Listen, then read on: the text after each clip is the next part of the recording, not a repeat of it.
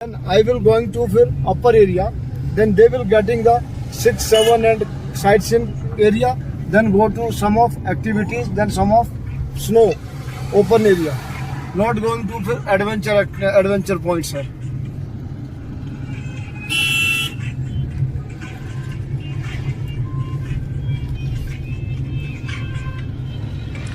আমরা সকালবেলায় কুফরির উদ্দেশ্যে বেরিয়ে পড়লাম আমাদের রিজার্ভ করা গাড়িতে। এতক্ষণ আপনার ড্রাইভার সাহেব আমাদেরকে কিভাবে কুফরি ঘুরবো, কিভাবে কোথায় কী আছে সেইগুলো আমাদেরকে বর্ণনা দিচ্ছিলেন। আসলে কুফরিটা হচ্ছে সিমলা থেকে 50 কিলোমিটার দূরে এবং এই প্রথম আমরা কুফরিতে বরফ পাবো এই উদ্দেশ্যে আমরা সিমলা থেকে রওনা দিলাম কুফরির উদ্দেশ্যে। আমাদের 2 ঘন্টা সময় লেগেছিল যেতে।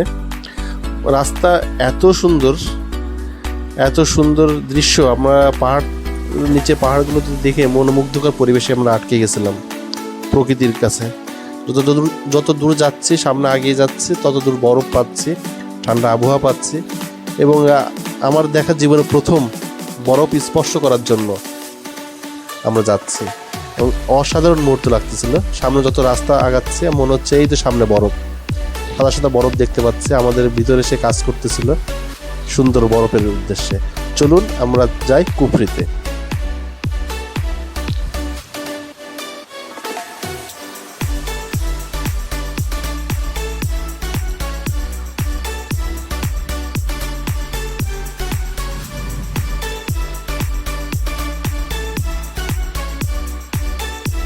আপনারা দেখছেন সাদা সাদা বরফ চারপাশে পড়ে আছে এবং এই বরফগুলো কিছুদিন আগে গলে আস্তে আস্তে নষ্ট হয়ে যাচ্ছে এবং রাস্তা কিছুদিন বন্ধ ছিল বরফের জন্য। এখন আবার রাস্তা ওপেন হয়েছে, বরফগুলো গলতে শুরু করছে এবং আমরা কুফরিতে ওঠার জন্য আমরা আরও উপরে ওঠার চেষ্টা করতেছি।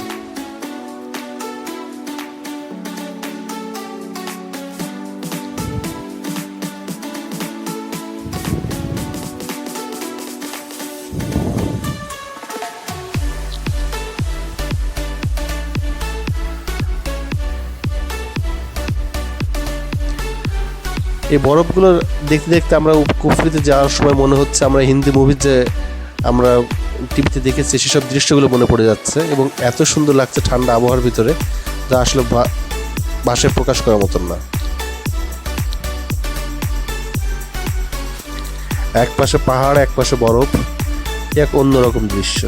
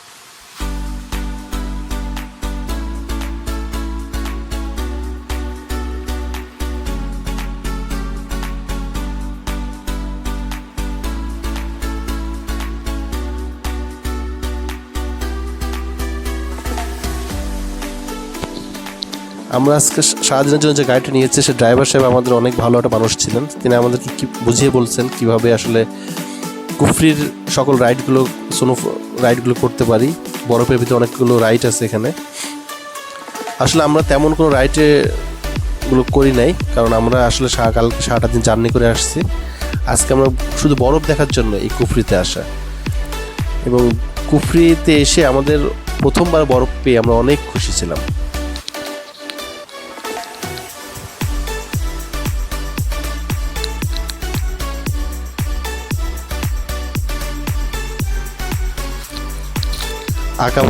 আঁকাবাঁকা পথ ধরে গাড়িটা আমাদের উপরের দিকে রওনা দিয়েছে এবং চারপাশের পরিবেশটা এত সুন্দর ছিল যে আসলে আপনাদেরকে না দেখলে বোঝাতে পারবো না।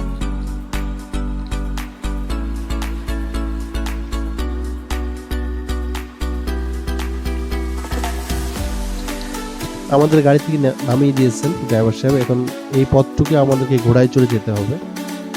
ঘোড়া ছাড়া আসলে উপরে ওঠার রাস্তা কোনো ওয়ে ছিল না। আমরা একটা দুইজনের জন্য দুটো ঘোড়া নিয়েছি এবং এই প্রথম ঘোড়ায় করে পাহাড়ের উপরে ওঠা অভিজ্ঞতা অন্যরকম। মনে মনে ভয় লাগছিল, চারপাশ থেকে অনেক মানুষ যাচ্ছে, ঘোড়া চলছে তার নিজের গতিতে। আমি যে ঘোড়াটাই নিয়েছিলাম তার নাম ছিল মোদি এবং আমার ওয়াইফ তার যে ঘোড়াটা ছিল তার নাম ছিল হচ্ছে বাদল।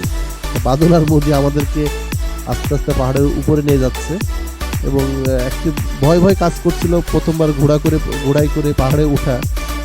কারণ চারপাশে তেমন কোনো রাস্তা ছিল না, মাটির রাস্তা, প্রচুর কাদা।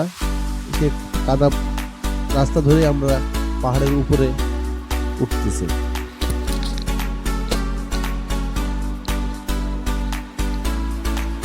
আসলে কুফরির রাস্তা থেকে উপরে উঠতে সবাইকে এই একটা সিন্ডিকেট আছে যারা এই ঘোড়া ছাড়া উপরে ওঠার কোনো ওয়ে রাখে নাই। আপনি যেতে হলে আপনি হেঁটে যেতে পারবেন, কিন্তু রাস্তাটা এত কাদা, এত অপরিষ্কার, আসলে ওই পথে আপনাকে ঘোড়া করেই যেতে হবে। এবং আমাদের একটা ঘোড়া আমাদের নিয়েছিল 500 রুপি করে দিয়ে আসবে এবং উপর থেকে নিচে নিয়ে আসবে আমাদের 500 রুপিতে।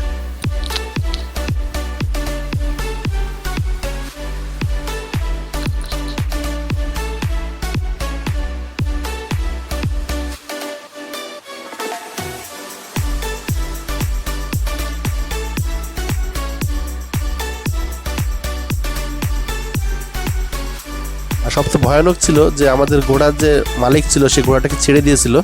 ঘোড়া তার আপন গতিতে মোদি এবং বাদল তারা নিজেরাই চীনা রাস্তায় হেঁটে চলছে, কোনো ড্রাইভার নাই, কোনো ঘোড়ার মালিক নাই, ঘোড়া শুধু ছেড়ে দিয়েছে। আমরা ঘোড়ার সাথে সাথেই উপরের দিকে রওনা দিয়েছি।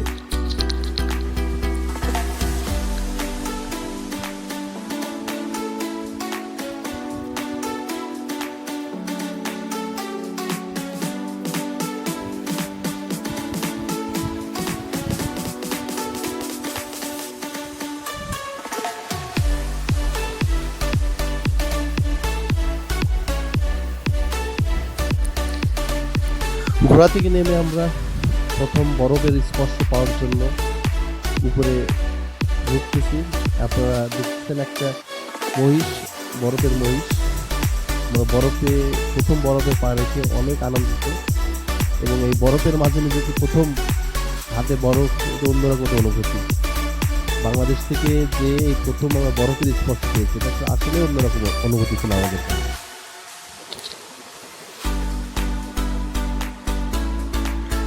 বরফ নিয়ে আমরা একটা খেলা করার চেষ্টা করতেছি। বরফের অনেক সিনেমায় দেখেছি বরফ নিয়ে খেলা করা, সেগুলো আমরা একটু করার চেষ্টা করতেছি এবং আনন্দে আসলে ওই সব মনটা অনেক আমাদের সুন্দর ছিল।